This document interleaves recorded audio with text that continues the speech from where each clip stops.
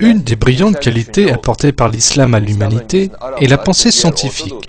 Les sociétés pré-islamiques et moyen-orientales ne se souciaient guère des questions existentielles concernant l'univers ou d'où provenait la nature ainsi que son fonctionnement. Elles ont appris à méditer sur ces questions et à chercher à y répondre grâce au Coran. Allah invite l'humanité à explorer la manière dont ont été créés les cieux et la terre. Cet état d'esprit a poussé la science vers l'avant dans la civilisation islamique. Cela avait été un développement scientifique unique en son genre dans l'histoire de l'humanité.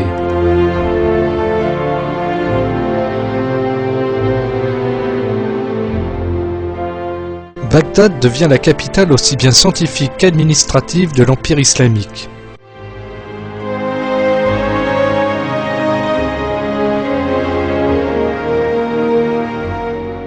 Scientifiques, philosophes et chercheurs se sont rués des quatre coins du monde vers Bagdad afin de se rencontrer dans la fameuse Maison du Savoir, dans le but de lever le voile sur les mystères de l'univers qu'Allah a créé.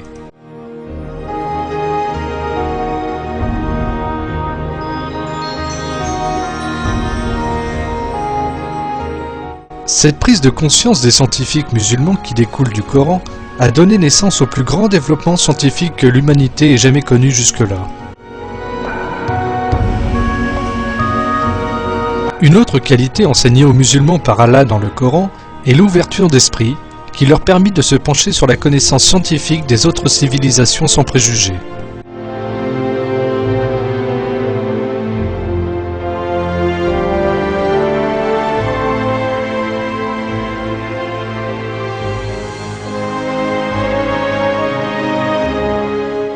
Les travaux scientifiques des musulmans contenaient une quantité considérable de recherches, d'observations, d'expériences et de calculs.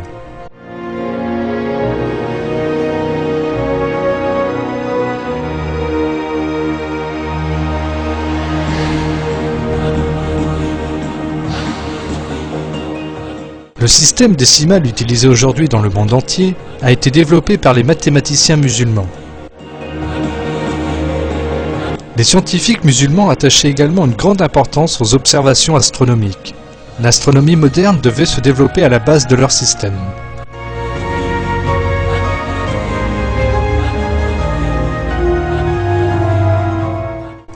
Ils ont calculé l'orbite de la Lune autour de la Terre et en ont dérivé des formules mathématiques.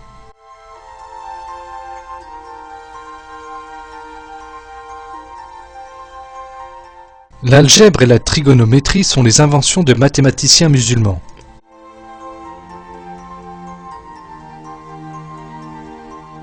Les éminents travaux d'architecture dans les quatre coins du monde musulman étaient possibles grâce à cette infrastructure scientifique.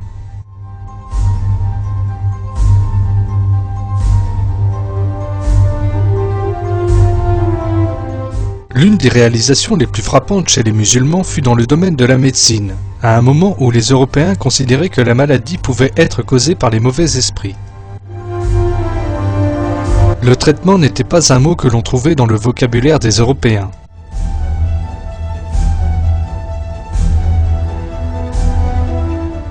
Les scientifiques musulmans, d'un autre côté, et après de longues recherches, sont arrivés à la conclusion que la maladie était causée par des créatures minuscules qui étaient trop petites pour être vues à l'œil nu. Ainsi, le patient devait être traité à l'écart d'une population saine.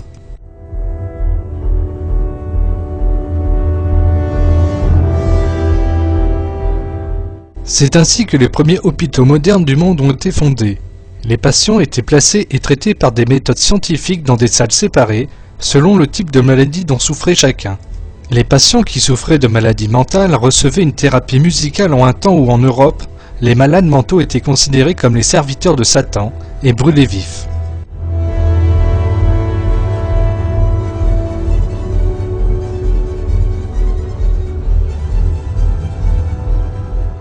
Toutes les observations des médecins musulmans concernant l'anatomie humaine étaient tellement précises que leurs livres étaient devenus des références dans les universités et écoles médicales européennes depuis plus de 6 siècles.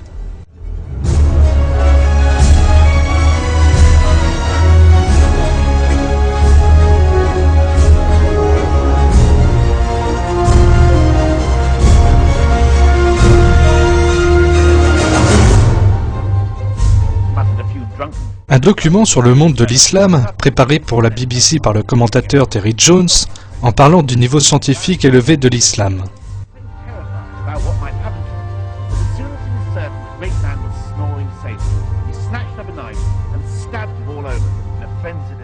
Une recherche de la ville de Haran a par exemple déjà calculé la distance entre la Terre et la Lune d'une façon parfaite.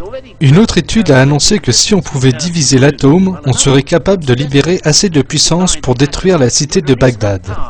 Dans cette école médicale construite ici à Damas en 1154, les médecins enseignaient déjà l'anatomie, la médecine novatrice, la chirurgie hygiénique et la circulation sanguine, et cela des siècles avant Harvey.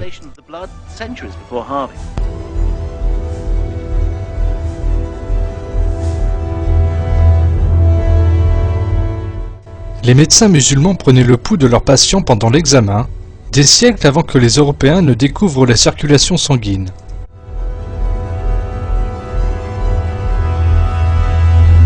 Les femmes, en ce temps-là, accouchaient sous les conditions les plus hygiéniques possibles.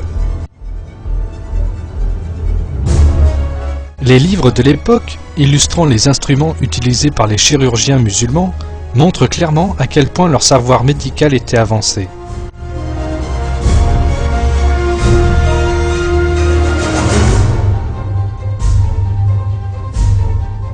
Les femmes aussi étaient formées à l'école des sciences dans le monde musulman, apportant ainsi leur contribution au développement de la science.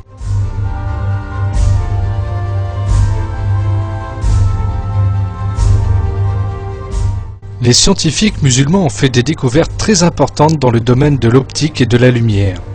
La première personne qui a décrit l'anatomie de l'œil de façon très détaillée fut l'opticien Ibn al-Haytham, dont les recherches très répandues sur les lentilles ont ouvert la voie à l'invention de la caméra.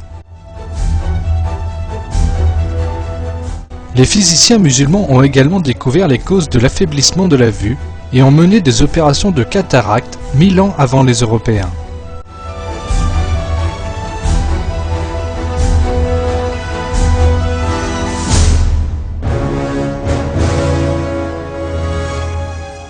L'héritage scientifique de l'islam devint la source de la Renaissance européenne au début du XVe siècle. Les scientifiques chrétiens ont initié le développement scientifique de l'Europe en se basant sur le savoir de leurs homologues musulmans.